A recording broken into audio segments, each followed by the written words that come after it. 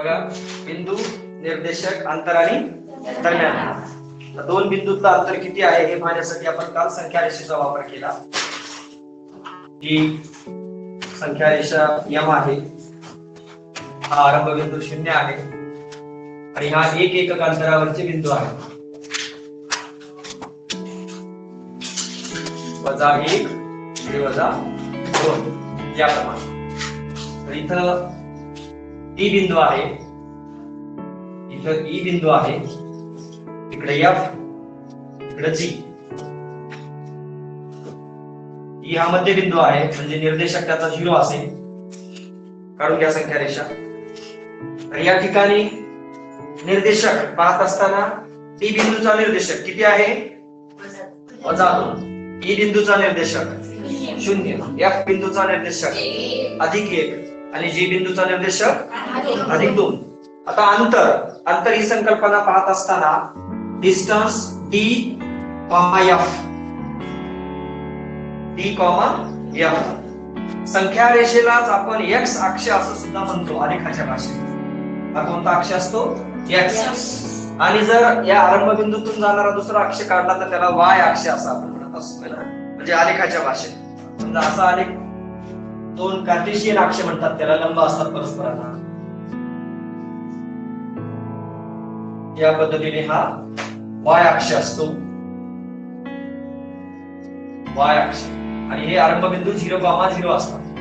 आरंभ बिंदूचे निर्देशक 8वी मध्ये आपण आलेखाच्या भाषेत हे पाहिलेलं आहे सगळं. आरंभ बिंदूचे निर्देशक 0,0 असतात. वाय अक्षावर सुद्धा वरच्या बाजूला धन बिंदू असतात, -1, -2. तर खालच्या बाजूला -1, -2 याप्रमाणे बिंदू असतात. ठीक आहे. आता या ठिकाणी समजा के बिंदू आहे, इकडे जे बिंदू आहे आणि इकडे एच बिंदू आहे. असे हे आलेखावरचे बिंदू आहेत. ज्यावेळेस आपण डिस्टन्स डीएफ पाहतो, डीएफ, तर डीएफ हा एक्स अक्षावरचे बिंदू आहे. म्हणून हे अंतर काढत असताना mod of x2 - x1 असं हे अंतराचं सूत्र आहे. x2 - x1 जिथे x2 is greater than x1. x2 हा x निर्देशक, x1 हा x निर्देशकच. म्हणजे डी बिंदूचा निर्देशक आणि एफ बिंदूचा निर्देशक, याच्यातून जो मोठा आहे तो आधी घ्यायचा, त्याच्यातून लहान निर्देशक वजा करायचा, म्हणजे आपोआपच दोन बिंदूतलं अंतर निघतं. आता बघा, या ठिकाणी distance df is equal to mod of x2 - x1. आता df मोठा निर्देशक कोणता आहे? 1 है ना. -2 हा लहान आहे. शून्याच्या डावीकडे लहान अंक असतात, उजवीकडे मोठे मोठे अंक होत जातात. -2 हा लहान आहे -1 पेक्षा, -1 लहान आहे 0 पेक्षा, 0 लहान आहे 1 पेक्षा, 1 लहान आहे 2 पेक्षा. म्हणजे इकडून तिकडे अंक मोठे होत जातात, तर तिकडून इकडे अंक लहान होत येतात. म्हणून मोठा निर्देशक कोणता आहे आता? 1. म्हणून mod of 1 सूत्रातलं ही मायनस, आणि डी चा निर्देशक किती आहे? -2. म्हणून त्याला कंसात -2 लिहायचं. आता हे मॉड सोडवताना 1 mod of वजा गुणिले वजा अधिक 2 म्हणजे किती आलं? mod of 3. हे मॉड कशासाठी टाकायचं? केवळ मूल्य म्हणायचं त्याला. याच्यात एखादी किंमत वजा जरी आली तरी ती धनच असते, कारण अंतर हे कधीही ऋण नसतं. अंतर हे धनच असतं. 5 किलोमीटर, 4 किलोमीटर, 6 किलोमीटर असं धन अंक असतं. पण ज्यावेळेस ऋण असतं त्यावेळेस मागे, रिव्हर्स, गाडी पुढे चालवली ते धन अंतर झालं, 2 किलोमीटर पुढे गेली. पण तशी 2 किलोमीटर मागे गेली तर ते ऋण 2 अंतर झालं, कारण त्या पॉइंट पासून ती माग आहे, रिव्हर्स. त्याला ऋण 2 अंतर म्हणायचं. म्हणजे ती रिव्हर्स गेली, मागे गेली. पुढे गेली म्हणजे धन अंतर आहे. म्हणून मॉड ठेवलेला आहे. मॉड म्हणजे केवळ मूल्य. कशामुळे? कारण हे ऋण जरी आलं एखाद्या वेळेस येणार आहे ऋण, आहे की नाही. इकडचा अंक लहान असेल तिकडचा मोठा असेल तर ऋण येणार, पण त्याची किंमत आपल्याला जेव्हा बाहेर काढायचं त्यावेळेस धनच करायची आहे. That is 3. म्हणजेच डिस्टन्स df इज 3. मग एकक काय असेल ते, सेंटीमीटर असो, मीटर असो, डेकामीटर असो, किलोमीटर असो, काही असो. तर अंतर किती आहे? 3. बघा 3 एकक अंतर आहे का डी आणि एफ मध्ये? आहे एक, दुसरा, तिसरा आहे ना, 3 एकक, म्हणजे हे झालं 3 एकक, 3 युनिट, 3 युनिट्स या लिहू. हे अंतराचं सूत्र आहे mod of x2 minus x1. अंतराचे सूत्र x अक्षावरील बिंदूंतील अंतर काढायचं असेल तेव्हा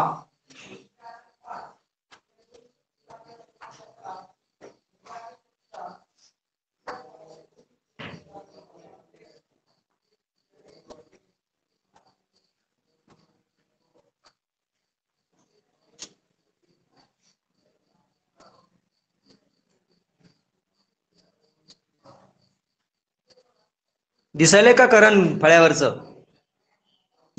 हो सर. ओके, लिहून घेत राहा.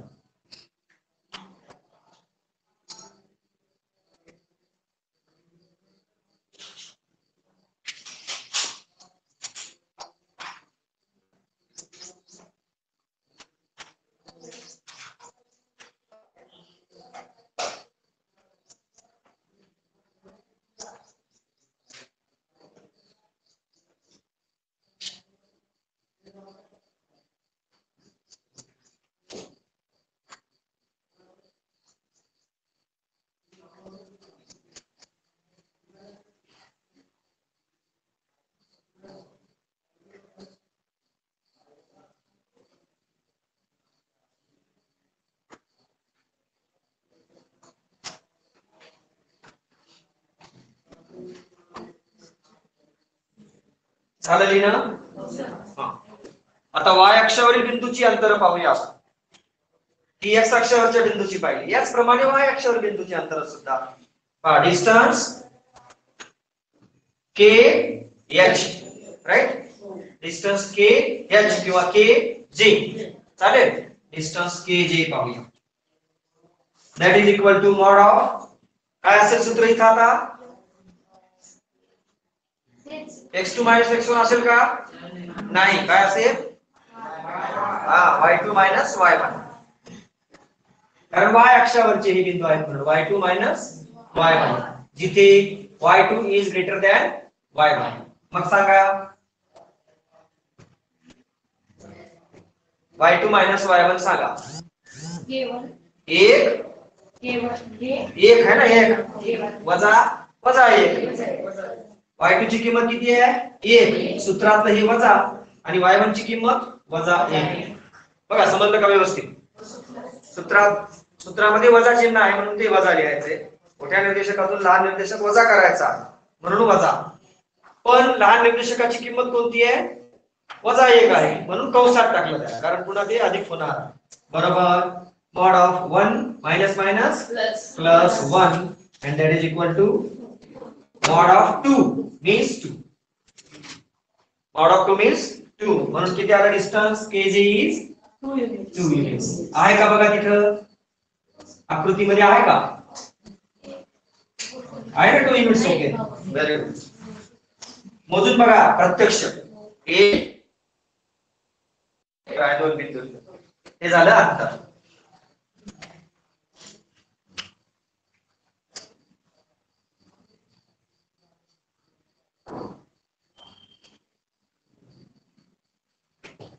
डिस्टन्स kj इज 2 युनिट्स, म्हणजे रेषाखंड kj ची लांबी किती आहे?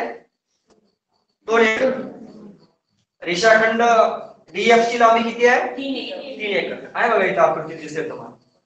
असं x अक्षावर आणि y अक्षावर बिंदूचे निर्देशक आपल्याला आकृती पाहून काढता येतात.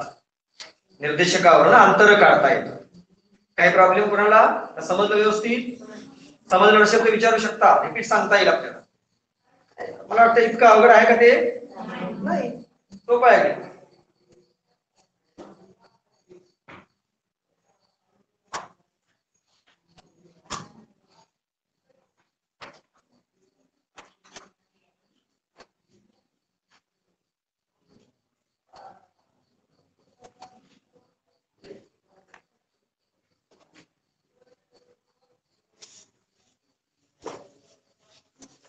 याप्रमाणे x आणि y अक्षावरच्या कुठल्याही 2 बिंदूतली अंतर मला वाटतं तुम्ही या सूत्राने काढू शकाल का नाही? करता येतील, काही प्रॉब्लेम नाही. हे दोन सूत्र महत्वाचे आहेत, एक्स अक्षावरील बिंदूसाठी आणि वाय अक्षावरील बिंदूसाठी. आता दरम्यानता हा घटक पाहूया आपण. दरम्यानता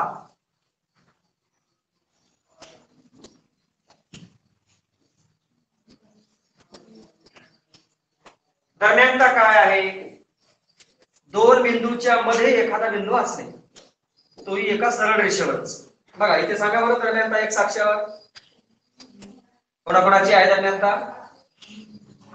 कोणता बिंदू कोणत्या बिंदूंच्या दरम्यान आहे सांगा एक्स अक्षावर? ई बिंदू हा डी आणि एफ च्या दरम्यान आहे. त्याचप्रमाणे ई बिंदू हा डी आणि जी च्या दरम्यान आहे.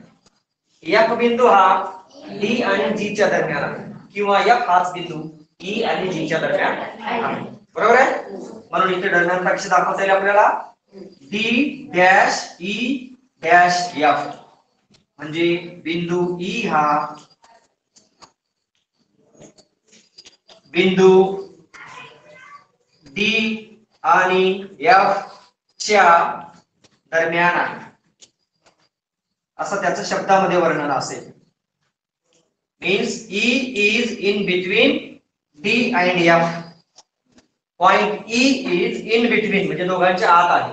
In between D and F. बिंदू E हा बिंदू D आणि F च्या दरम्यान आहे, असं त्याचं विधान असेल. ठीक आहे? असं लिहिता येईल तुम्हाला? ओके, लिहा. हे दुसरं D डॅश F डॅश जी, याचं तुम्हाला शब्दात लिहायचं. ओके, असं कंसात लिहायचं. तिसरं K dash E dash J, and fourth one is H dash J dash K. याबद्दल तुम्ही कंसात लिहायचा विधान. लिहिता येईल? अगदी एका मार्कासाठी असेल. हे स्वाध्याय असतील शिकवता शिकवता दिले गेलेले, ते कंप्लीट करायचे आहे. पुस्तकामध्ये सुद्धा सराव संच असतात, तेही पूर्ण करायचे आहे. म्हणजे तुमचा सेल्फ स्टडी होईल, सराव होईल. आणि अशी अनेक उदाहरणं मनाने घ्यायची आहेत. हे काय आपण पुस्तकातलं उदाहरण घेतलंय का? नाही. मला वाटतं तुम्ही सुद्धा असं मनानं उदाहरण घेऊ शकताय का? नाही, मनानं घेऊ शकता. कोणतेही बिंदू द्यायचे आहेत आणि कोण कोणाच्या दरम्यान आहे, कोणत्या बिंदूतलं अंतर किती आहे, असे 10-5 उदाहरणं मनानं सोडवायचे. म्हणजे आपला एक्स्ट्रा सराव होईल, प्रॅक्टिस होईल. आपण ती करायची आहे प्रत्येकाने.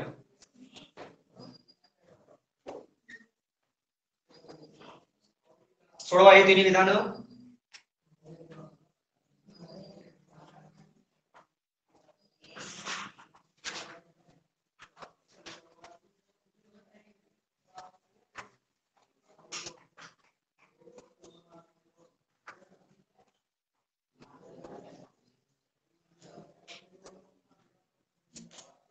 झालं?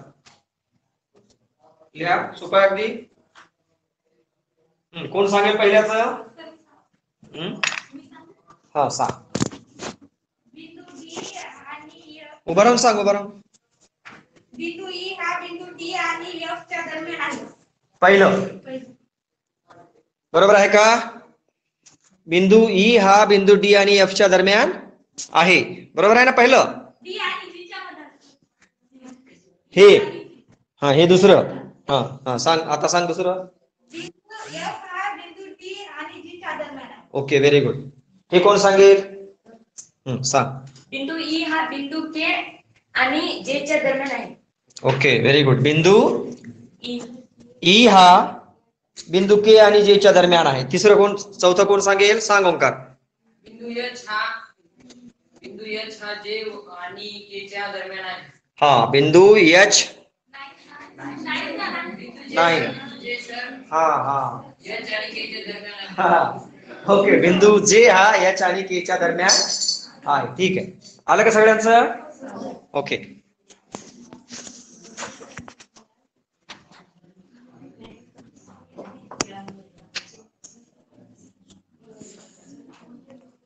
गडबड नाही करायची सांगताना, दमान सांगायचं, चुकणार नाही अशा पद्धतीने.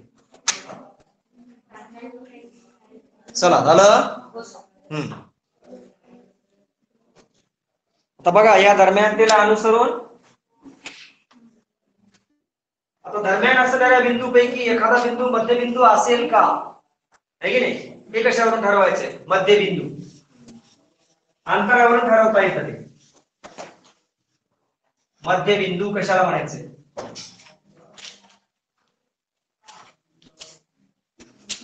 पहा, एफ हा बिंदू ई आणि जी च्या दरम्यान आहे. ओके, एफ बिंदू, एफ हा बिंदू ई आणि जी च्या दरम्यान आहे. ओके, आहे का?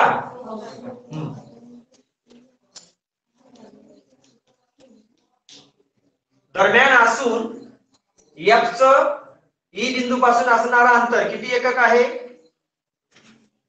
1 एकक. आणि एफ च जी बिंदू पासून असणारा अंतर किती आहे? 1 एकक. म्हणजे दोन्ही बिंदू पासून अंतर कसं आहे त्याचं? समान आहे. याचाच अर्थ तो ईजी चा मध्यबिंदू आहे की नाही? ईजी या रेखाचा तो काय आहे? मध्यबिंदू आहे. जर distance EF is equal to distance GF. Distance EF is equal to distance GF. जर असेल, है ना, असं असेल, आता इथं दरम्यानता म्हणजे काय? E dash F dash G, E dash F dash G हा त्याच्यातला दरम्यानचा संबंध आहे. ओके, आणि जर डिस्टन्स EF म्हणजे हे distance is equal to EG किंवा GE सारखं असेल तर काय म्हणतात आपल्याला? बिंदू F हा रेख EG चा काय आहे? मध्यबिंदू आहे. EG चा मध्यबिंदू आहे. जर असं असेल तर मध्यबिंदूची संज्ञा ही आहे, बघा लिहूया. मध्यबिंदू कशाला म्हणायचं? जर एखादा बिंदू त्या दिलेल्या रेषाखंडाचे समान 2 भाग करत असेल, आहे की नाही, तर तो मध्यबिंदू असतो.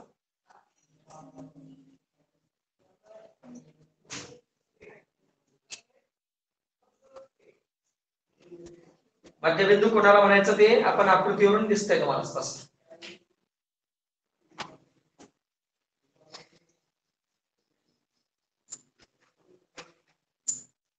काय व्याख्या होईल मग मध्यबिंदूची?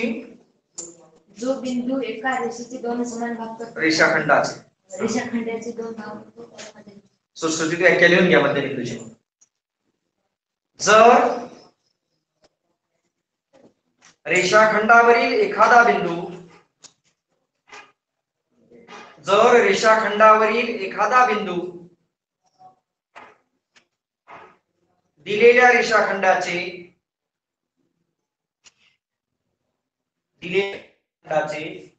समान दोन भागात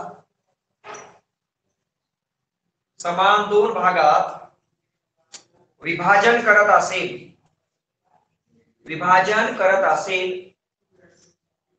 तर तो बिंदू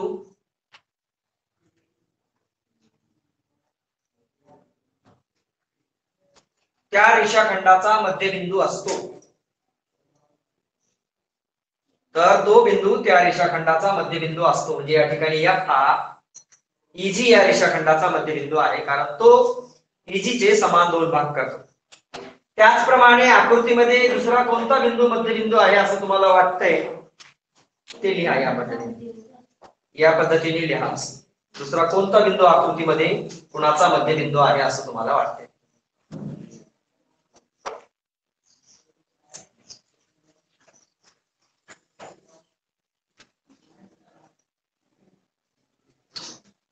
सांगा बरं कोणता आहे? बिंदू ई सर. बिंदू ई कोणत्या रेषाखंडाचा मध्यबिंदू आहे? KJ चा आहे ना. रेषाखंड डी व जी चा पण. KJ चा, डी व जी चा पण आहे. Very good. ई हा बिंदू डी व जी चा सुद्धा मध्यबिंदू आहे, कारण डी ई 2 एकक आणि ई जी 2 एकक. आणखी कोणाचा आहे? हा सांगा. जे हा ई आणि एच. हा, जे बिंदू हा ई आणि एच. ई एच रेषाखंडाचा मध्यबिंदू आहे. ओके, त्यामध्ये दोन्ही तिन्ही शक्यता, तिन्ही उदाहरणं घ्या. या पद्धतीने सुटसुटीत लिहा मध्यबिंदू. ओके, ठीक.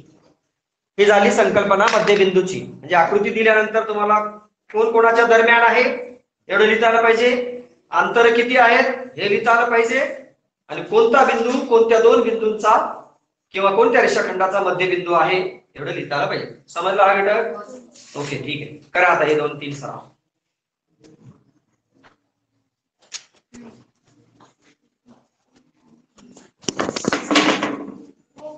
सोडव करण.